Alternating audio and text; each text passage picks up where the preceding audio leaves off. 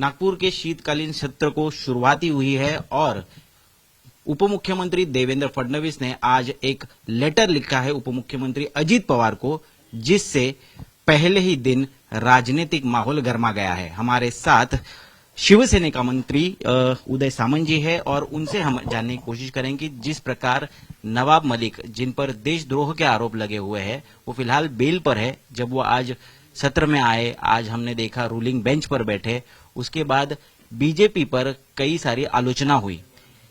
उसके बाद उप मुख्यमंत्री देवेंद्र फडणवीस एक पत्र लिखते हैं और कहते हैं कि उन्हें महायुति में ना लिया जाए। किस तरह से देखते हैं आप इसे? ये जो खत लिखा है वो देवेंद्र जी ने अजित दादा को लिखा है, डिप्टी सीएम को लिखा है, और उसमें ऐसा लिखा है कि नवाब भाई जब वहां आए थे और बाद में सत्ताधारी बेंच के ऊपर जाके वो बैठे, उसके बाद स्पॉन्टेनियसली जल्द से जल्द ये खत देवेंद्र जी ने लिखा है।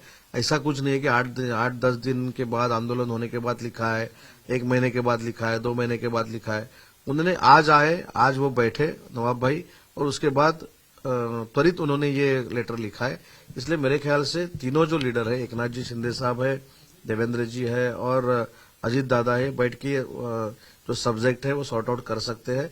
और इसमें मेरे को ऐसा लगता है कि जो भूमिका देवेंद्र जी ने वहां बताई है, खत में बताई है, वो हमारी भी भूमिका है कि जब तक खत में जो लिखा है वो जब तक नहीं होता तब तक उनको महायुति में लेना प्रॉब्लमेटिक हो सकता है। और ये भूमिका स्पष्ट रूप से मेरे ख्याल से देवेंद्र जी ने वहां लिखी है। लेकिन पवार गुट से अब प्रतिक्रिया आने लगी है कि हमारे पार्टी के निर्णय हम लेंगे, हमें दूसरे लोग नहीं बता सकते। कहीं ना कहीं नवाब मलिक अगर उनके साथ आना चाहते हैं तो इसमें ऐसी कौन सी गलत बात है? नहीं, इसमें मेरी भूमिका मैंने जो अभी आपको बताई वो शिवसेना की भूमिका है, लेकिन मैंने ऐसा नहीं बोला कि मैं ऐसा कर सकता हूं, ये मेरे पार्टी की भूमिका है, वो ऐसी है। ये तीन लोग जो है, एकनाथ जी शिंदे साहब है, देवेंद्र जी है और अजित दादा है, ये प्योर मैच्योर्ड पॉलिटिशियंस है। वो बैठेंगे, उसके ऊपर जो प्रॉब्लम हो गया वो सॉर्ट आउट करेंगे। उस बीच में किसी को बोलने की जरूरत है ऐसे मुझको नहीं लगता, इसलिए ये सब उन 3 लीडर के ऊपर छोड़ देना चाहिए। लेकिन बीजेपी की बदनामी ना हो इसलिए बीजेपी पल्ला झाड़ते हुए दिख रही है, ऐसे आरोप भी अब विपक्ष लगा रहा है। शिवसेना के यूबीटी के जो लीडर है वो भी कह रहे हैं। यूबीटी के लीडर जो है वो ऐसा ही करते, जब हर एक को बदनाम करना, हर एक के ऊपर टीका करना, पर्सनल बदनामी करना, ये उनका तो धंधा बन गया है। इसलिए वो विरोधक करके उनका काम कर रहे हैं, लेकिन हम अच्छी तरह से काम कर रहे हैं।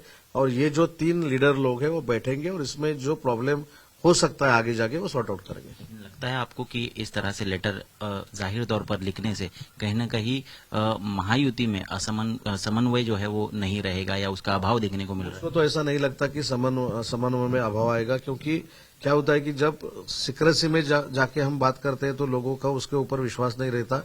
इसलिए वो प्रेजेंट किया है, मेरे ख्याल से ऐसा देवेंद्र जी ने प्रेजेंट किया है, ऐसा मेरे को लगता है। और इसमें कहाँ भी कंट्रोवर्सी नहीं आएगी और कहाँ भी कंट्रोवर्सी नहीं होगी, ये दक्षता हम पूरी तरह से लेंगे।